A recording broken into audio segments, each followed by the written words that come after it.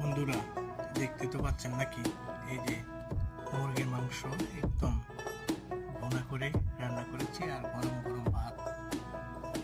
বাড়িতে বউর কাছে চাইলে অবশ্যই এভাবে বউ খাওয়াইতো, এখন কিছু করার নাই, কি করব, নিজেরটা নিজেই রান্না করে খেতে হয়।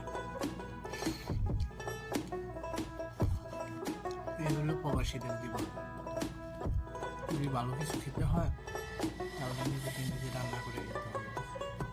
কারোর অপেক্ষা থাকলে, কারো আশা থাকলে তা কখনোই আপনি খেতে পারবেন না। মন চাইছে যদি রান্না করতে পারেন, সুযোগ থাকে, তাহলে অবশ্যই খেতে পারেন। আর সুযোগ না থাকলে তো মন চাইলে